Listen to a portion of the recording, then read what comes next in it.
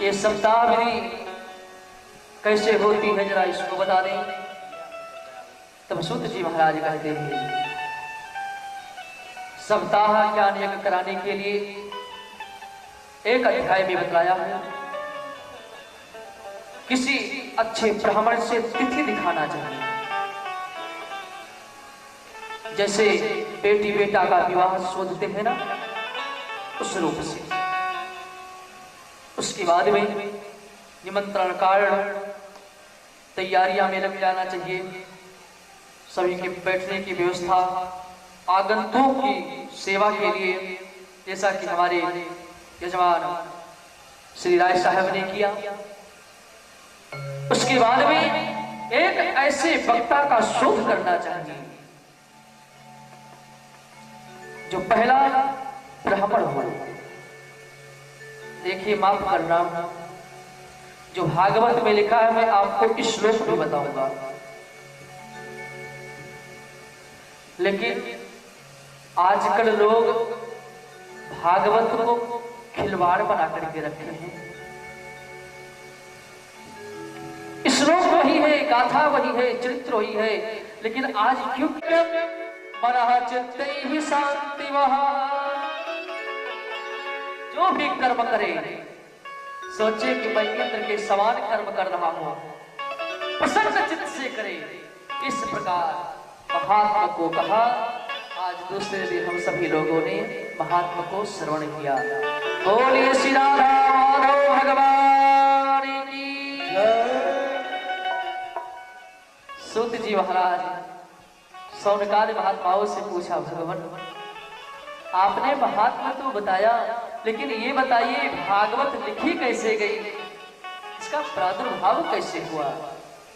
तब बताते हैं पराशर जी महाराज के कला अवतार भगवान के व्यास, जिनका नाम कृष्ण द्वैपायन व्यास नाम है, जिन्होंने जन्म लिया,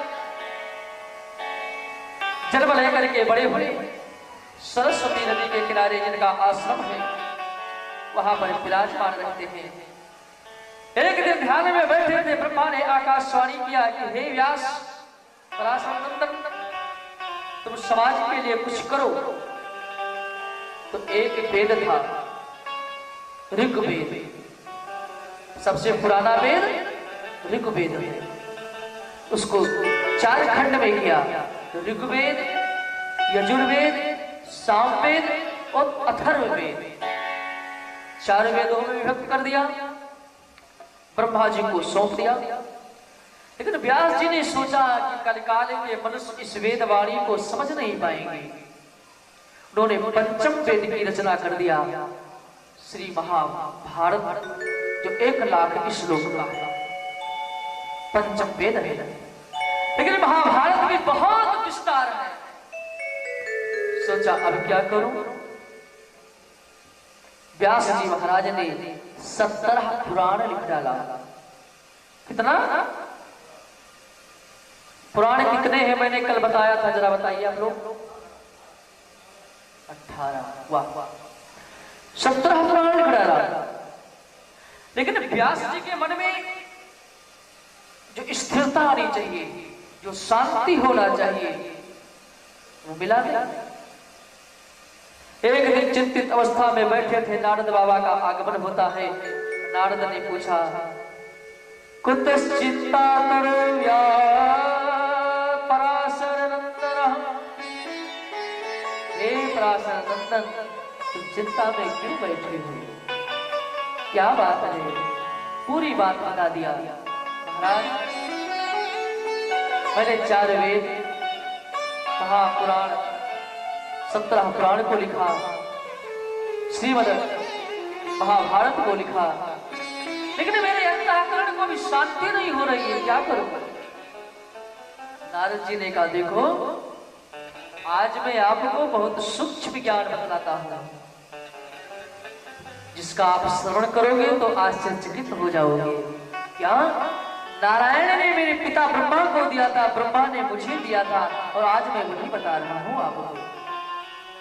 तुम श्रीमद् भागवत कथा लिखो। पहले भागवत 4 श्लोक में ही केवल था। तुम श्रीमद् भागवत कथा लिखो, जैसे रामायण पहले एक ही श्लोक में था, वाल्मीकि जी ने उसको 24,000 श्लोक में बना दिया।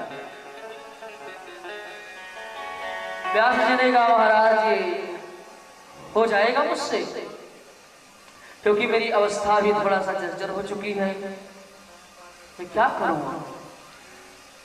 नारद जी महाराज ने कहा देखो, भगवान के ऊपर आस्था, भगवान की कृपा के छत्र छाया के नीचे रहो, सब कुछ हो जाएगा।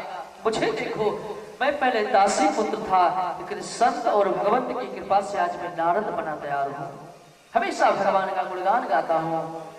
ऐसा कह करके नारद जी चले गए और व्यास जी महाराज अपने सम्यक परास आश्रम में बैठ करके भगवान गजानन को याद किया। भगवान गणेश लेखनी लेकर के बैठ गए, लिखने लगे।